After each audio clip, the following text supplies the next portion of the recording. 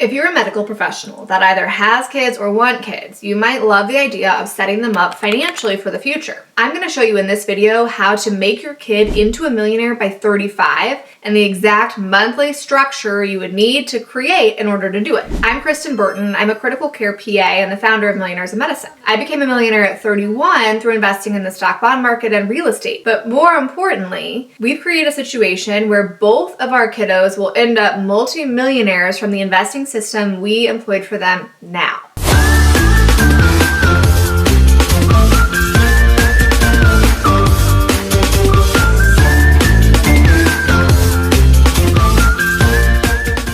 Now, I have a previous video walking through the different accounts you can use to invest for kids. I go through all the rules, all the taxes, so you can make sure you don't screw anything up. Before you do any of this, you should go back and watch that video to make sure that you know exactly how these accounts have to be utilized. That's not the purpose of today. Today, I'm going to show you what the monthly breakdown actually looks like to create that millionaire at 35. Now, before we dive into the numbers, I have to point this out. You don't have to make your kid a millionaire at 35. If you can create any nest egg for them, even if it is a fraction of this, you will be setting them up in a way that it's likely you didn't have from your parents and I didn't have from my parents, and creating a next layer of abundance in your family tree that didn't exist before. So if you see these numbers and you're like, I'm not going to be able to hit that, no worries. You don't have to, right? Even a tenth of this means that you just generated 6 figures for your future kiddo, and that in and of itself is a massive gift for their future. So with that, how do you make your kid a millionaire at 35? We're going to use 3 accounts to get the job done, and I'll show you exactly how the math works. The first account is a UTMA.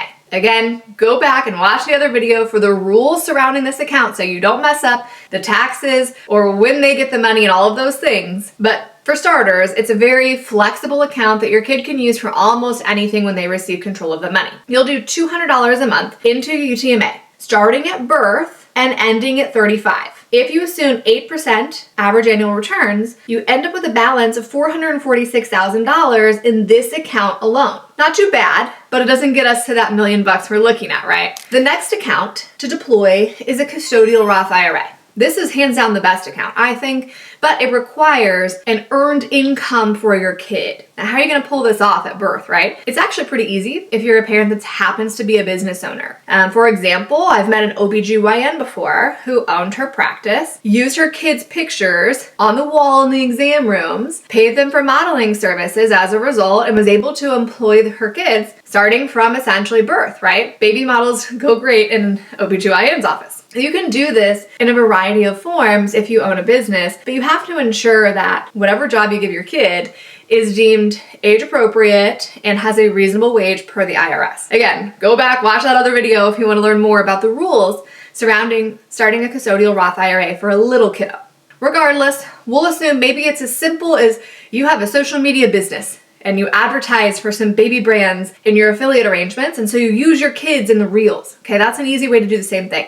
$300 a month into this account from birth all the way up to age 35. Remember, they have to earn $300 a month, okay? You can't contribute more than they earn. That, assuming 8% annual returns, gives you $670,000 in the Custodial Roth IRA when they're 35.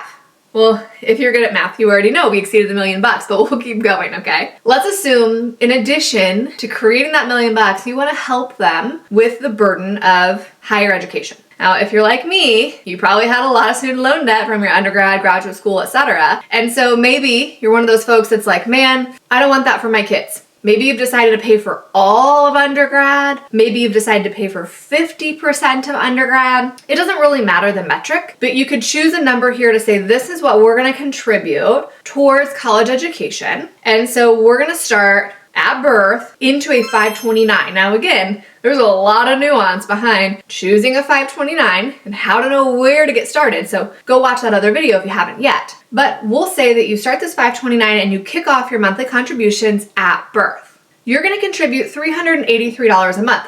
Now, we're only going to do this up until age 18. And we're going to assume lower rates of return because our time horizon for this investment is shorter. And so we're not going to be nearly as aggressive in our asset allocation of our kids' college fund, right? That we have a very finite period of time to get set up. So we'll assume 6% returns And that'll give us $150,000 to contribute towards college education. Now, hopefully that reduces their student loan burden. Maybe it even gets it all the way down to zero, which in my mind is a pretty big boost and financially in life, even if you don't have $1 million in an account, right? So how's it all stack up? Let's look at the totals. If you add the UTMA balance, the Custodial Roth IRA balance, you see the 529 balance, but you don't even count it because realistically the kids spent it, right, by the time they're 35 on their higher education. You have $1.1 million plus some change in net worth, in investable assets for this 35-year-old kid. That's amazing, right? Like you literally took a kiddo from birth up until 35 and you generated 1.1 in investable assets for them with this very simple monthly investment system that you implemented. But here's the bonus, and this is where it gets really, really cool. Look at what happens to that Custodial Roth IRA if you forecast it out even further. So they have over $600,000, right, at 35 in this Custodial Roth IRA, which at this point, it's not a Custodial Roth IRA, they're 35, it's just their Roth IRA. Well, what happens if they just sit on it, right? They do nothing else, they don't even contribute anything else. They just sit on it, they earn 8% average annual return, and they let it drift all the way till they turn 65. You end up with over $6 million in that account. But not only is it $6 million, which is a lot of money, right? It's $6 million tax-free. And so when your kid's 65, which is a lot of decades from now, we have no idea what tax brackets will be in the United States. For all we know, they're way, way, way higher. But your kiddo gets to be exempt from that in a lot of ways because they have access to multiple millions of dollars of tax-free money for their retirement that they can access without having to worry about, oh no, taxes are super high, my 401k balance isn't gonna go as far as I thought it would, right? This is a big, big implication. And this is where the real money is, right? Because now you've actually ensured that your kiddo gets to be a multi-millionaire. All they have to do is sit on the money. Now, in other content, I've walked through the skills, the mindsets that you have to create in a child to make sure that you don't create a total turd by leaving them assets like this, right? Or creating an investing system for them and then helping them build wealth. Go watch that if you're thinking about making your kid a millionaire at 35. But this simple system shows you the math behind how possible it is to do this. I've said it once, I'll say it a million times. It is so much easier to make your kid a millionaire than to make yourself one. They have so much time for their investments to build. Small contributions make a huge difference. For you and I, we can get the job done, but it takes more work, right? It takes more push out of your budget than it does when you're thinking about building wealth for a kid. Last note, do not do this unless your own inflation-adjusted retirement is on track. If you don't know that number, it's not on track, okay? If you don't know what does it take for me to retire at 65, replace my exact same standard of living, and account for inflation, what's the number? If you don't know the number, 99.9% sure you're not on track.